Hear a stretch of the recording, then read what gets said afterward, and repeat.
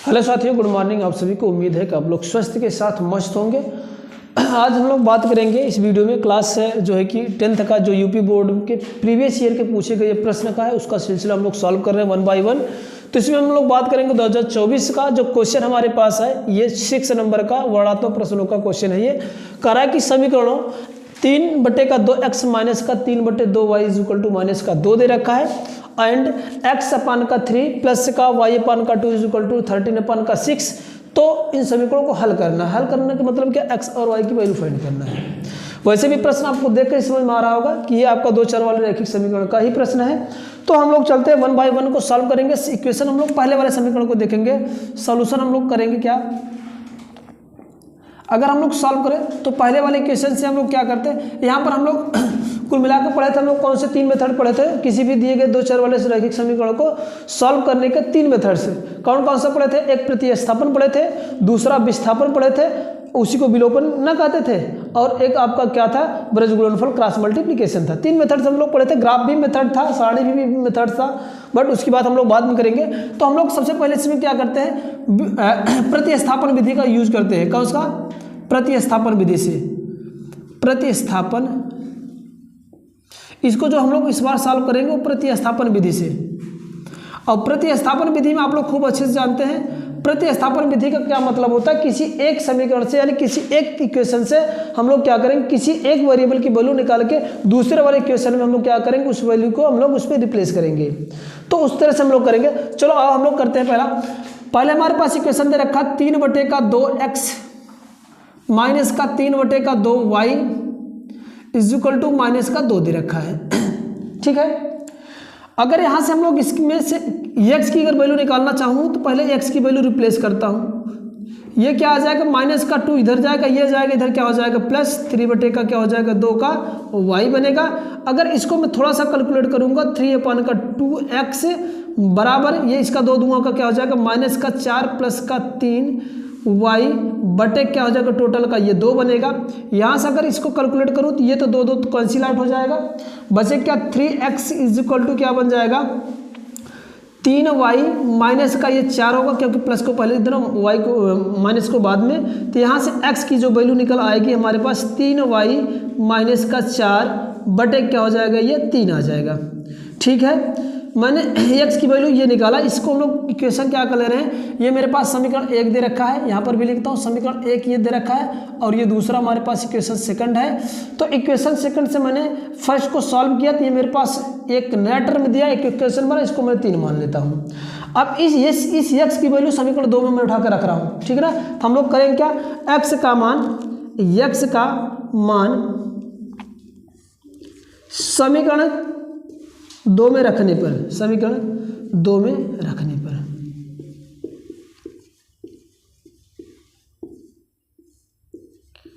चलो रखिए, इस वाले पर रखते हैं। x के स्थान पर ये पूरी वैल्यू रखो तो क्या हो जाएगा, x इस x के स्थान पर रखेंगे तो हमारे पास ये क्या है, x की वैल्यू 3y माइनस का 4 बटे का इसकी वैल्यू कितना है मेरे को दे रखा है यहाँ पर 3, और टोटल का बटा क्या दे रखा 3, तो ये आकर नीचे क्या हो जाएगा, इसका 3 में 3 आपस में गुणा हो जाएगा।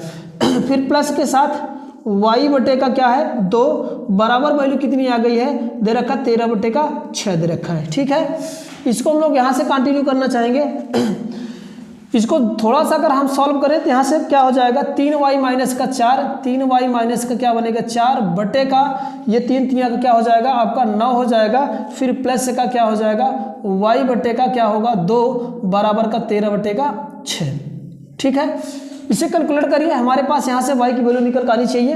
तो क्या हो जाएगा, इसको अगर मैं क्रॉस मल्टीप्लिकेशन भी करता हूँ तो चलो क्रॉस मल्टीप्लिकेशन कर लेते हैं। तो क्या होगा, इसका गुणा इसमें करेंगे 3 दूंगा का 6y माइनस का 4 दूंगा का 8 प्लस का 9 ये y हो जाएगा, और ओवरऑल क्या बन जाएगा ये 9 दूनों का 18, और ये बराबर क्या हो जाएगा 13/6। ठीक है, इसको काटो 6 के 6 3 में कट जाएगा 18। क्रॉस मल्टीप्लिकेशन अगेन कर लेते हो, पहले इसको जोड़ो घटा के, ये 9 6 कितना हो जाएगा आपका 15 माइनस का ये 8 बनेगा बटे का ये 3 रहेगा बराबर का ये 13 बन जाएगा। ठीक है, यहाँ से इसको कैलकुलेट क्रॉस मल्टीप्लिकेशन करेंगे, ये 15y माइनस का 8 होगा, और ये 13 कितना हो जाएगा 39 हो जाएगा, सॉरी 39। इसके बाद ये 15y जो होगा इसको इधर रिमूव करेंगे तो -8, तो ये प्लस बनेगा 39 प्लस का 8, तो यहाँ से क्या हो जाएगा 15 जो y की जो वैल्यू होगा 47 आ जाएगा।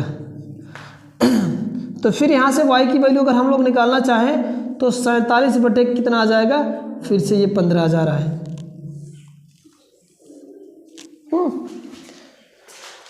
वही तो फिर से वैल्यू आ गया जो हम लोग पहले वाले मेथड से निकाले थे। अब हम लोग क्या करेंगे, इस y की वैल्यू उठाकर रखेंगे समीकरण 3 में, x की वैल्यू आ जाएगा। आगे हम लोग कंटिन्यू करेंगे, लिखेंगे क्या, y का मान समीकरण कितने में रखेंगे, 2 में कि 3 में, 3 में, समीकरण 3 में रखने पर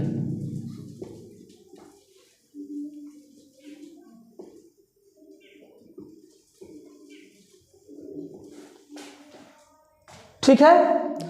चलो इसमें रखो, ये वाला 3 है ना आपका, x बराबर क्या है, ये 3y माइनस का 4 बटे का 3, यही ना।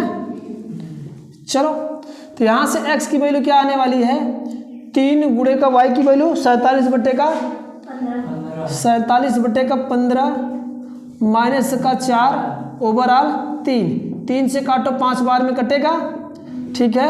तो x बराबर क्या आ जाएगा 47, और इसको क्रॉस मल्टीप्लिकेशन करेंगे कितना हो जाएगा, 5 चौका का 20, और ये 5 नीचे खिसक का आ जाएगा, इसमें हो जाएगा गुणा। तो यहाँ से x की वैल्यू जो आने वाली है 47 में से घटाएंगे कितना आ जाएगा 27, और ये बटे का क्या आ जाएगा 15, ठीक है। चेक कर लेते हैं क्या इसका हमारे पास आंसर सही है कि नहीं, पहले तो चेक करें हम लोग, है ना। चेक करते हैं हम लोग। हाँ ये कट जाएगा, काट दो, 9 बटे का, ये 9 बटे का 5 आ जाएगा। या चलो चेक करते हैं, पहले हम लोग पहले इक्वेशन को देखते दोनों साइड में इक्वल है कि नहीं। फ्रॉम इक्वेशन फर्स्ट से, फ्रॉम इक्वेशन फर्स्ट में, चलो 3 बटे का 2, x की वैल्यू कितनी आ गई 9 बटे का 5, और ये कौन सा साइड है, ये लेफ्ट हैंड का साइड है। इसके बाद माइनस का 3 बटे का 2 गुणे y की वैल्यू कितनी आई थी हम लोग को 47 बटे का 15, 47 बटे का 15। इसको सॉल्व करो, देखो कितना आता है। और ये इसकी वैल्यू कितना है माइनस का, लेफ्ट में राइट में कितनी वैल्यू दे रखा है इसका, राइट हैंड साइड में वैल्यू मेरे को आनी चाहिए माइनस का 2, है ना, यही ना आना चाहिए। चलो क्या हो जाएगा, 9 तिया का 27 बटे का 10 माइनस का कुछ कटे पटेगा, हाँ कटेगा, 3 बचेगा 15, या इसके बाद क्या हो जाएगा, ऊपर बचेगा 47 और नीचे बचेगा क्या आपका 5, सॉरी 5 दूंगा का 10, ठीक है। इधर करते हैं चेक, जिसको डाउट। अब यहाँ से क्या हो जाएगा, ये 27 और ये 47 में जाएगा कितना आ जाएगा आपका 20, है ना भाई, 7 में 7 के 0, ये आ जाए क्या, लेकिन ये वाला संख्या बड़ा है, हर दो बराबर है, तो क्या आ जाएगा माइनस का 20 बटे का 10, है ना। तो ये कौन सा था, लेफ्ट हैंड का साइड था। अब तो ये लेफ्ट हैंड साइड को अगर मैंने सॉल्व किया तो आया कितना वैल्यू माइनस का 2, जो कि लेफ्ट हैंड साइड की वैल्यू किसके बराबर है, वह राइट हैंड साइड के इक्वल है। इसलिए हमारे पास दिया गया जो सोल्यूशन है वह क्या है, बिल्कुल एग्जैक्ट है। तो यानी जो वेरिएबल जो सॉल्व करने पर हमारे पास वैल्यू आएगा, एक्स की वैल्यू 9 बटे का 5 और वाई की वैल्यू क्या आ जाएगा 47/15 आ जाएगा, ठीक है। क्या, हाँ चलिए तो बोल तो दे रहा हूँ ना।